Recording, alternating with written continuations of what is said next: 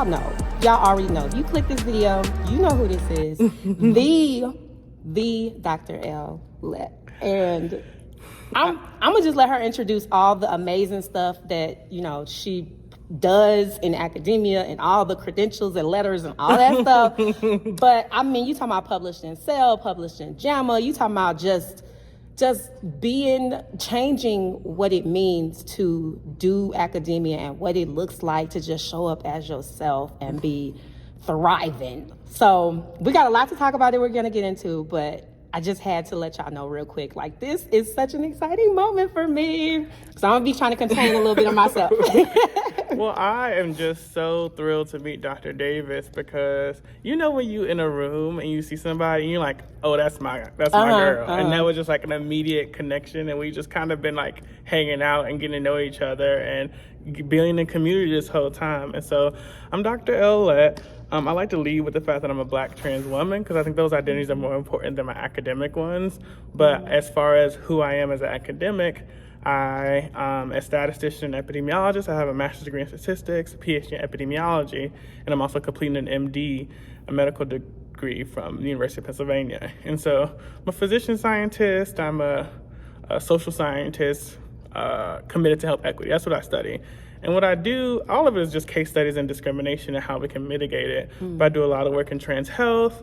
I do a lot of work in fairness and machine learning. I do reproductive justice work, all from a like transdisciplinary health equity, Black feminist lens. So what I do, a lot of my work is like speaking truth to power, like talking about the limitations of how we do science and how it can be better served for people like us as Black women. But also, I do a lot of like advocacy in academia for people being able to be themselves and show up authentically in it. So like, I don't, like this whole conference I have, I'll play it like this. I released the need to make other people feel comfortable with my body and with my voice and with who I am. And so I like have been wearing crop tops and with my titties and stuff and my stomach and day one.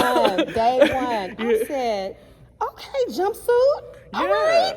And a part of it is like, in academic professionalism, we do this, it's actually white supremacy, and professionalism is defined in proximity to being a white man. And this big, fat, Black, trans body, no matter how much I tried to appeal to that, I was never actually going to be that. And so then I just relinquished any like attention or interest in that and just decided to be free and happy. And so like, I say my native language is AAVE, African American Vernacular English, and I let people sit with their own discomfort while I can have my joy. Yes, and it's so freeing. It is so freeing. Oh my God. So, AKA revolutionary, visionary, right? Like so much of what it takes to be dynamic and whole and well in academia means that everybody ain't gonna see what you can see. You know, like that grand vision. And I just really appreciate Elle's, like, when you talking about, y'all think I'm like bold and say what's on my mind because it need to be said. Elle, look here. It don't matter who in the room. Excuse me, you said something that's kind of questionable. Let me challenge you a little bit on that because I'm more of an expert in this area than you, even though you might be XYZ and all these titles and all that stuff. And it don't matter who, a room full of people, everybody let's be part of the conversation because it benefits everyone. And I think of it, and I actually think of challenging people as exercising compassion, because my assumption is, especially at spaces like this, we're at a conference that's about health equity for Black people, right? So I'm assuming that everyone here is compassionate for Black people and care about, it's not about us, the ones in this room, but about the community we're seeking to serve. So I don't think of myself as calling people out. I'm calling people in. I'm calling people in with the expectation that you can be wrong, I could be wrong, but as a community, collectively, we can reach shared understanding that makes it all better. And so when I'm challenging someone, I'm like, this does not fit the frame of what I understand as a scholar and as a person with lived experience. So let's put up a lens to that and evaluate this together. Let's step outside of ourselves and step into community and see if we can come to a shared understanding. And when you think about that and when you ground it in the fact that it's not about the egos of the people in the room, but the people, we're dealing with actual material realities of people's health. It's easy to be like, okay, I got to step up because it's not about you or me, it's about them. And if we don't step up, it's a disservice to the people we come from.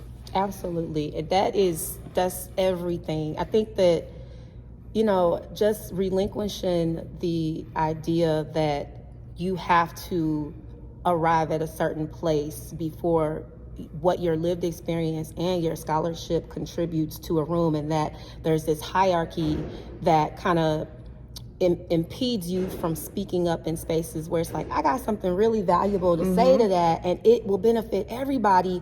And when you're in a healthy institution, when you're in a healthy place, that is valued.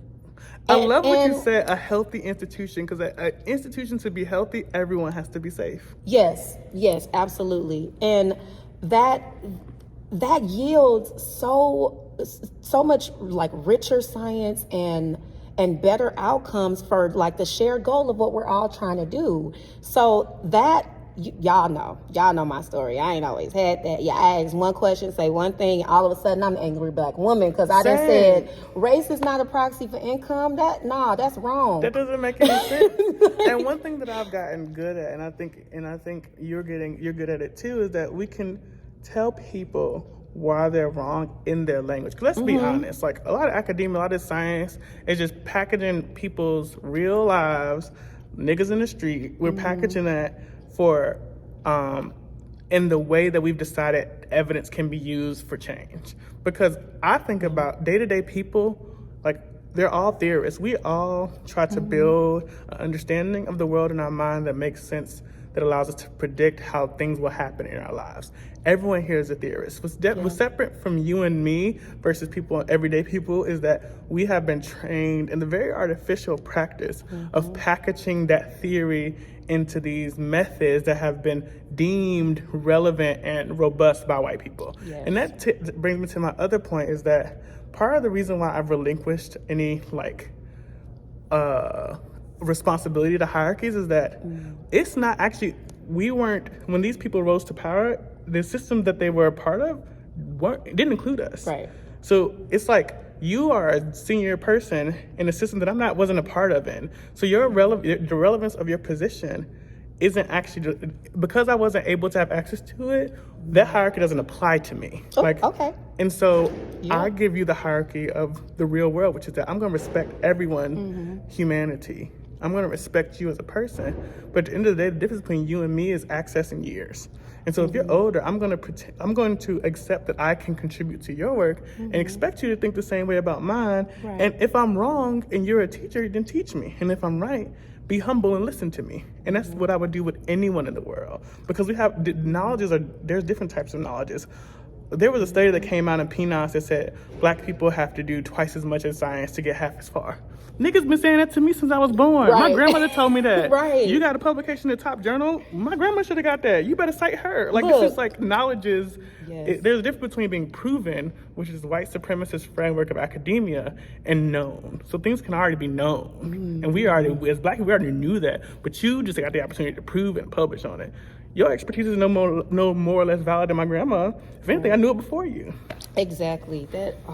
All of those nuggets are what, for me, I had to arrive at over time, especially having. I got them through hard knocks, definitely. Look, we done paid the tax, we done paid the cost, like and so my goal in passing on to viewers is some of these experiences that led us to these moments, so that people can feel free. And when you see something that's possible, they doing that, well, cool, I'll do it too. Like, I want to prevent people from, because academia, I'm happy in my place, but I'm also aware of the abuses that getting here, like the knowledge that we're sharing now, I had to go through. And I want to create a world where black women, and indigenous folks, and all these other people can become scholars and also feel loved. And so I want to just love on junior people and like make them feel like, I want their experiences in academia and graduate training and medicine, which is all these different places I'm in, to be one that allows them to show up in their wholeness and to not be damaged. Like, I don't want them to have to learn these lessons,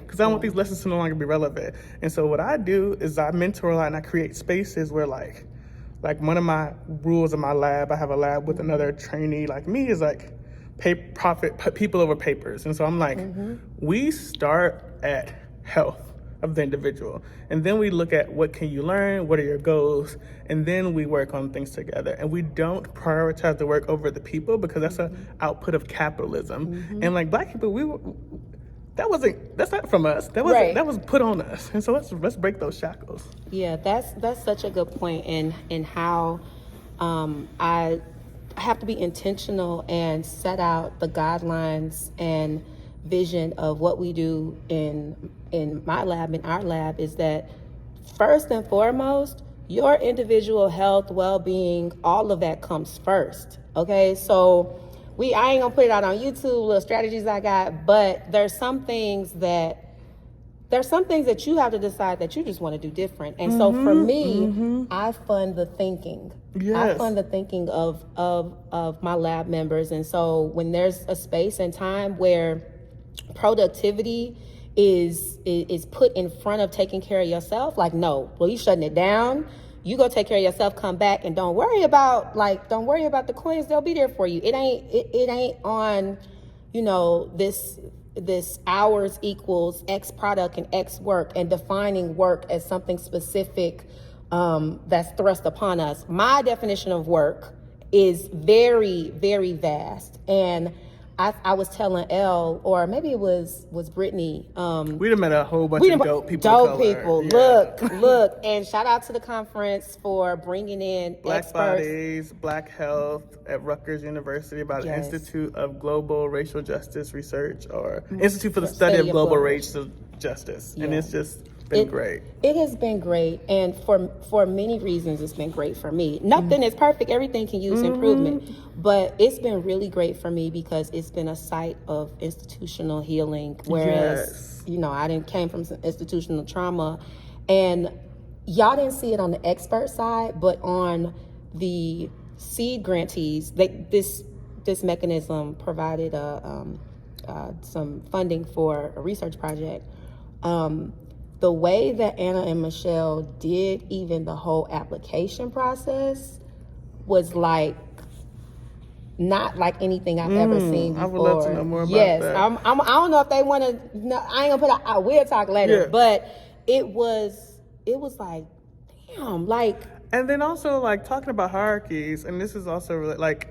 I wanted to make 2 points here, but I'm a postdoctoral fellow, and she's an assistant professor. So in this sort of academic hierarchy, she's a higher level than me, but also but I was brought in as an expert, and she was a seed grantee. And so one thing that I find transformative is that they kind of take away those these artificial hierarchies and allow us to come together as equals. And being equal people does not mean equal expertise, right? Like I host a lot of Twitter spaces and things like that, and I have ground rules. I always got rules. And one of the things, like, I don't believe in safe spaces so much as brave spaces, because like we work on intensely and personal stuff. Like I'm talking about Black trans health, and so the idea that it's a safe space, people think that means you can say whatever you want, and that's true. But you have to come with the exception that you will be corrected and redirected from a compassionate, community-driven place. So I believe in brave spaces, and I believe that all people are equal, but not all opinions are equal. And if you're talking about things that disagree with the literature or reject someone's experience that is also knowledge, then like we're gonna call you in and we're gonna work through that. And so, and I like that this space kind of, in a way, implied that from the beginning, because experts are people who are experts in the work, not where they have made it along these artificial benchmarks. And then the last thing I'll say is that because you talked a lot about, something you said really spoke to me when you talked about like, I fund the thinking, and it made me think about like, what really comes with this hierarchy is actually responsibility to the people junior to you. Yes. So I'm a postdoc, and it's rare for someone to I have 6 mentees as a postdoc, all Black trans people, Black trans women, or Black, all of them, Black trans and cis women, and also like other minorities in that space. But like, my responsibility, even though because I run the lab, the group, I use air quotes because I know heard it for a postdoc to have a lab, but I call it a lab because I run projects with trainees and I have a co-PI. Look up the definition of lab. I went through a whole thing with this. Look up the definition of lab. Sis is running a lab, period. Yeah. And people who feel very insecure in their own contributions to academia will try to purposely say you can't use that word or something when hold up, yes I can, look up the definition. I'm leading a group of people on a research agenda and I'm training them. It's lab. a lab. And so like what I do being the leader is not to tell people what to do, but I direct people, but also it's like my job is actually to protect you, make you feel safe and foster your brilliance. Like I create a space where your brilliance can shine through. So like sometimes I have medical students, I have a psychologist. Like the medical students, sometimes they're like, I gotta put this product down because I'm stressed out. I'm like, go ahead, and it'll be here when you get back. And a trick that for people in academia, a trick to doing that is your trainees, think about it as a developmental thing. And early in the development, don't put them on stuff that's mission critical. Don't put them on stuff that you have to get done in a certain time period for your career. Put them on something that is for them that they can pick up and put down and meet where they are. And so that way, when they say, I can't do this right now, you don't have to move it along, because I've had that situation. I have felt abandoned and kicked off my project, things like that. I'm like, baby, this will be here when you get back. Yeah. What do you need from me in the interim? Decide this work. And so the only thing I take from the hierarchy of academia is the higher you are, the more responsibility you have to all the people below you.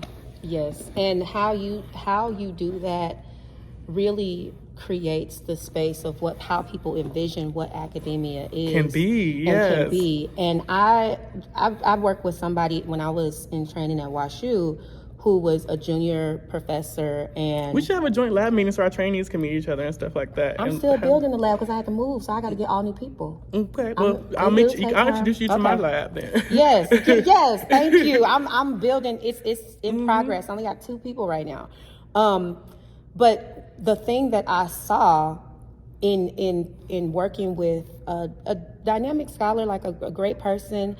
But we were talking about like what it means to do research and productivity at an R1 as I was trying to figure out what type of career path I wanted. And she told me, oh, I haven't had Thanksgiving dinner with my family in 5 years. Not to me. And I said, oh, R1 ain't for me. But that's how she did it. Right. See how what I saw then became an image of what an R1 institution and R1 researcher is. Like, I completely shifted. I was like, this ain't for me. I ain't gonna be that. And another thing that people do is that a lot of people project their limitations onto you. They will say things like, you can't do this and do this. And I'm like, no, you couldn't. I still reserve. Like, people tell me I can't be a clinician and a researcher. People tell me I can't. I'm like, you couldn't. Yes. Not me. Because I have one thing my mother always taught me was that, like, we are exceptional. Like, we as Black people, we are people, which is it kind of inverts the norms of what it is to be Black when they make you think you're less than, but it's like, rules are guidelines, and if they're nonsensical, you don't have to accept them. You don't have to accept the status quo, you can change it. And that's what I try to do all the time. Like, people are not used to junior people speaking up, and I'm like, I'm gonna talk to you like an equal because we are equals. All this other shit that makes you think you're higher is because it's white supremacy. That ain't my business. You and I are people, so we are equals. And that means I'm respectful because I'm respectful to everyone, but I'm not unnecessarily deferential, and I don't treat you better than I treat what's his name from the street, you know. And I'm not gonna mute the gifts that I have that could improve. They want us to be small. Sometimes. I'm like, no, like, first of all, I'm a whole performer. Exactly. So like, you're a singer, right? Used to, yeah.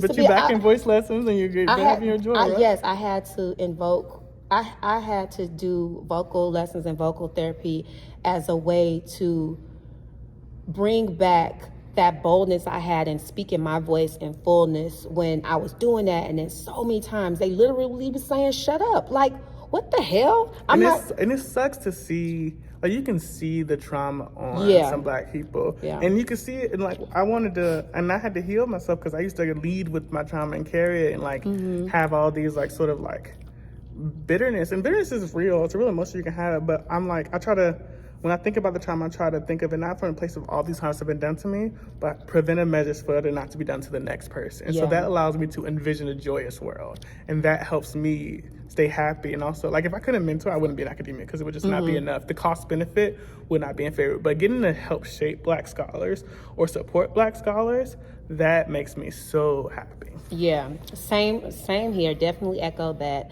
And the other point I wanted to make and also elevate what you said prior in a different way is that if you are an amazing educator, you are going to always want to grow and learn and be open to where that learning can come from.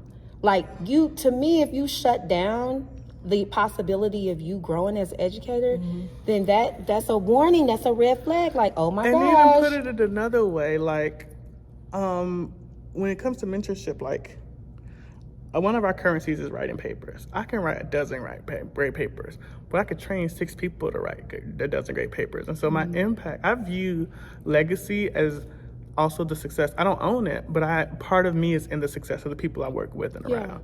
And so that's shipping from the capitalist sort of like up and now, or like producer parish sort of framework, and it's thinking about communities of scholars and community level success. Yeah. Okay. Any last thoughts that you have that you want to share? No, this has been a great experience. It's been a healing experience, and I'm so thankful to meet Dr. Davis. Yes. I'm actually gonna write, I don't know at what point, but I'm gonna write about the institutional healing that I've experienced and what that looks like and how that can be helpful for other people to consider how to model and reshape the rules and traditions and reshape the status quo so that those spaces can become more prevalent in academia. And for the first time, this conference and this experience showed me that academia can be a space of healing. And that blew my mind, because until this moment, it was a place of harm. A place of harm, always. And always you got to watch out. And always it might be safe enough, but healing as an option was never there. That's a different until level. this moment. And it requires careful curation of the people and the players, but it's possible. Only other thing I'll add is that my most active social media platform at the time is Twitter. You can find me at Elle Lett MD PhD. That's ELLELETT MD PhD. And you have a website? Yeah, ellett.com. You can follow my like lay media stuff, videos, research publication, all that. I'll drop it in the description box below. Be sure to comment and chime in and let us know what you think. This is the beginning of a long conversation. Me and Dr. Davis will talk about something else. So tell us if you want us to talk about something else, and maybe we can talk about it. In addition, okay, can we have like a whole like outfit moment? Yes. Let's see. A little bit. Conference wear 2002. Okay. Yes. I love y'all. And as always, in words of delightful_Dawn, stay unapologetically you in all that you do. Love you. Bye.